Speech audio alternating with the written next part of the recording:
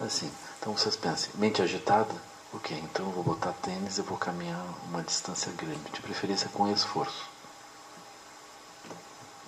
A gente puder caminhar uma coisa que tem longas subidas e descidas, isso é uma boa coisa. Assim.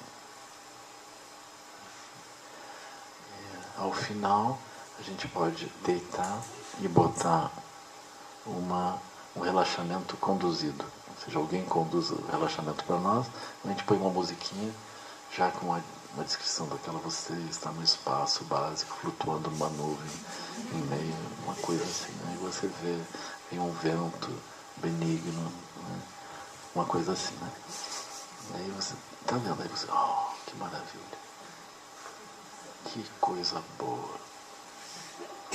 Isso é a própria iluminação, parece. Yoga Nidra, né? E depois a gente está deitado, naturalmente o corpo pede movimento, ou seja, é um processo cíclico. Né?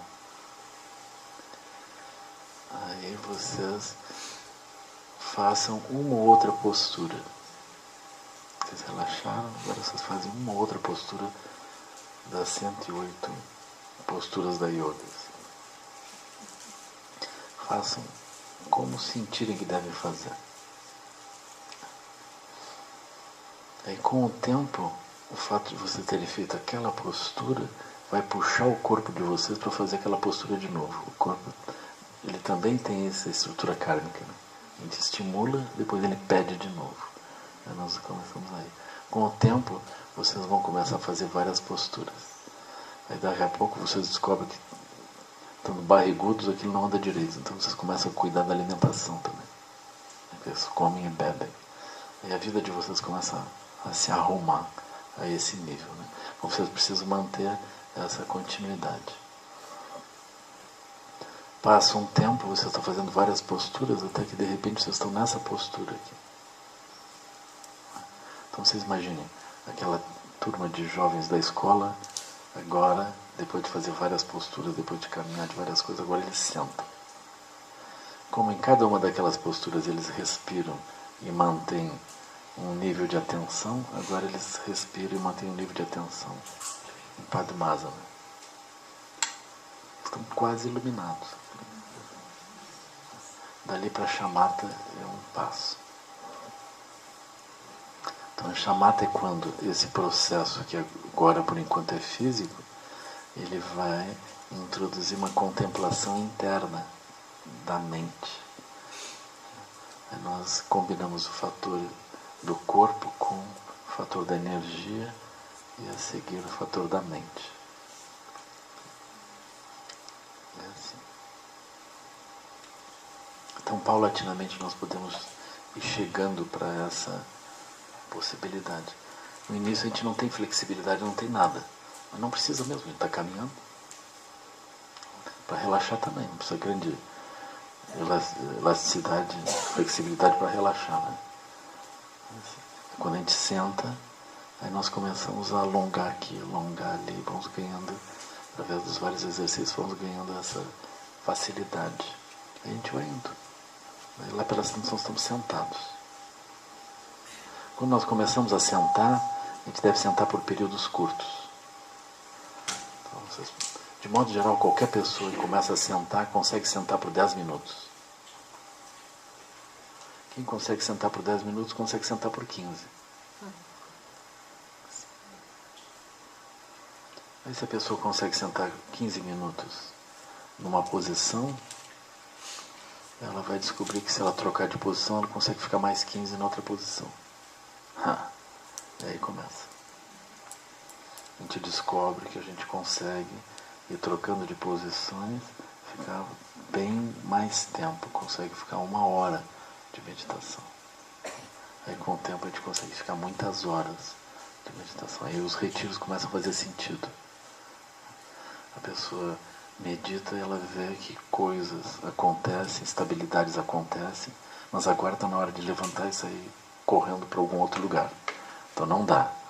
Aí começa a surgir a aspiração da pessoa ir para algum lugar e poder fazer mais longamente a prática. Aí está funcionando. Começou o caminho, de fato. Se a pessoa pretender invadir o seu cotidiano de uma forma um pouco violenta, ela não vai conseguir. Mas na medida que a pessoa vai regularmente fazendo alguma coisa, ela termina por como se fosse uma descoberta interna, ela vai se engajando mais e mais no processo. Então, a prática de shamatha pura é sucedida, shamatha impura é sucedida pela prática de shamatha pura, e a pessoa está fazendo alguma coisa de grande importância no enfrentamento da ignorância, que é simplesmente não obedecer os processos como eles vêm.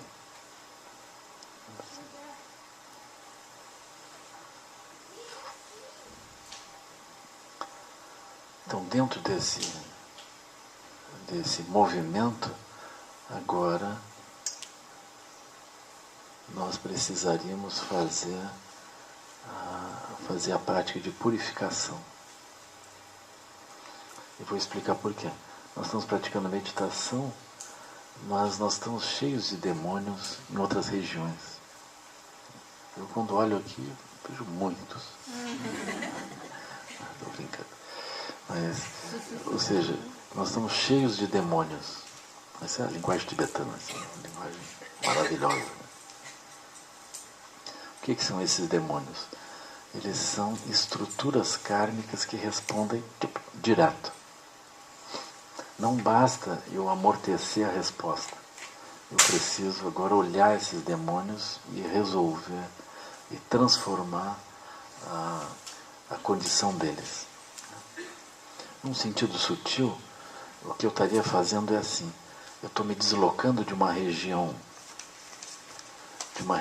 menos apropriada, onde eu estou vivendo, para uma região melhor dentro do samsara. Eu vou trocar de uma região para outra dentro do samsara. É como se eu estivesse dentro de uma cidade.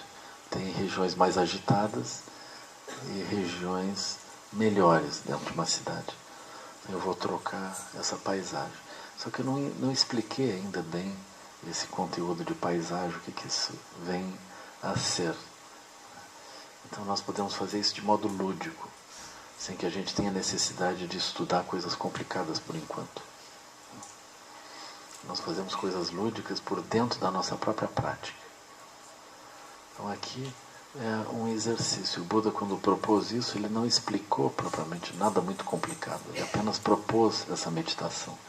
Essa meditação ela tem o poder de pacificar os demônios. Ou, numa outra linguagem, ele nos desloca de uma paisagem para outra, uma paisagem melhor. É como se ele nos deslocasse eventualmente para uma mandala, a mandala da compaixão.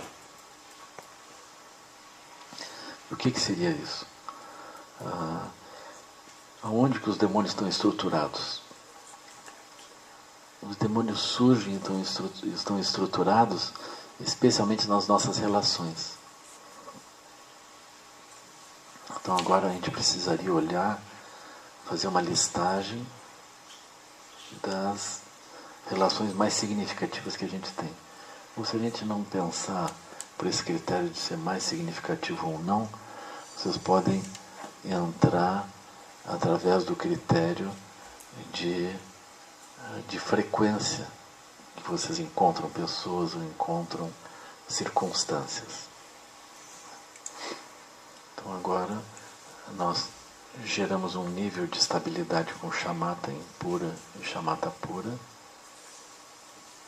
Porque nós temos esse nível de estabilidade, eu já posso fazer alguma coisa com essa estabilidade. Por exemplo, pensar no chefe e dizer que ele seja feliz. Talvez antes da meditação não tivesse sido possível isso. Eu digo que ele seja feliz, que ele supere o sofrimento, que ele encontre as causas da felicidade e supere as causas do sofrimento. Se isso vai acontecer ou não é bem o ponto. Mas uma coisa que vai acontecer é que o coração de vocês desarma. É muito provável que o coração de vocês estando melhor, o chefe vai ficar melhor. É muito provável.